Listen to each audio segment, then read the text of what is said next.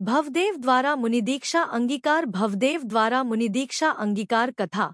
भवदेव अनंत सुख की दाता पारमेश्वरी जिन दीक्षा के भावों से आकंठ पूरित हो गुरुवर्य श्री सौधर्माचार्य के चरणों में हाथ जोड़कर नमस्कार करता हुआ प्रार्थना करने लगा, हे स्वामिन, मैंने इस संसार में अनंत दुहकों से दुहकी होकर भ्रमते हुए आज ज्ञान नेत्र प्रदान करने वाले तथा संसार से उद्धार करने वाले आपके चरणों की शरण पाई है।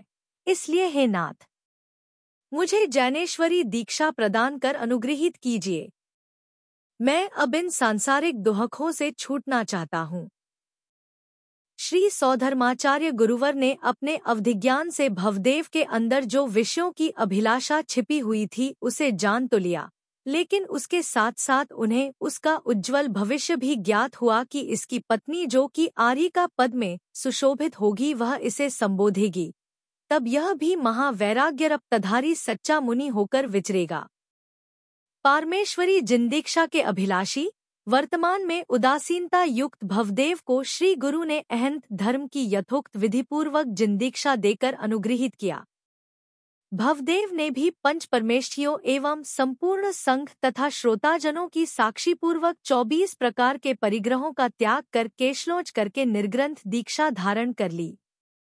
श्री भवदेव मुनिराज संपूर्ण संघ के समान ही स्वाध्याय, ध्यान, व्रत एवं तप को करने लगे, परंतु कभी कभी उनके हृदय में अपनी पत्नी की याद भी आ जाया करती थी, जिससे वे यह सोचने लगते थे कि वह तरुणी मेरा स्मरण कर करके दुहखी होती होगी। अरे, इस प्रकार के विचार करना मुझे योग्य नहीं है। अब मैंने जिनदीक्षा धारण कर ली है, इसलिए मुझे सम्यक रत्नत्रय की ही भावना करना योग्य है। संसार की कारणभूत स्त्री के स्मरण से अब मुझे क्या प्रयोजन है। इस तरह भवदेव मुनि ने अपने भावों को पुनः आराधना में लगाया और संघ सहित गुरुवर के साथ वर्धमानपुरी से विहार किया। अनेक वन, उपवन, जंगलों, पर्वतों आदि में विहार करते हुए पूज्य श्री गुरु द्वारा प्रदत्त ज्ञानदान को पाकर अध्ययन आदि के साथ संयम की आराधना करते हुए बहुत समय बीत गया। एक बार श्री सौधर्माचार्य संघ सहित पुन उसी वर्धमानपुरी के वन खंडों में पधारे।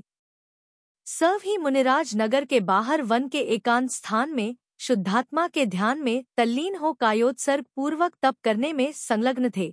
उसी समय भवदेव मुनिराज को विचार आया, आज मैं पारणा के लिए नगर में जाऊंगा और अपने घर में जाकर अपनी मनोहर पत्नी से मिलूंगा।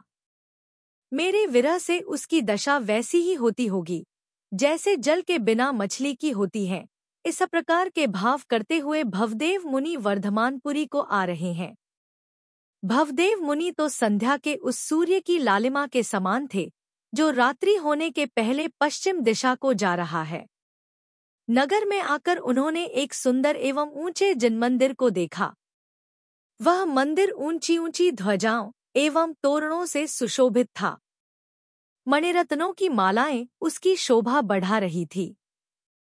वहां अनेक नगरवासी दर्शन कर प्रदक्षिणा देकर भाव भक्ति से प्रभु की पूजन करते थे। कोई मधुर स्वर में गान कर रहे थे, कोई शांत भाव से प्रभु का गुणस्तवन कर रहे थे, कोई आत्मशांति हेतु चितवन मनन में मग्न थे तथा कोई ध्यानस्थ बैठे हुए थे। भवदेव मुनि भी जिनेंद्र देव का दर्शन कर अपने योग्य स्थान में बैठ गए।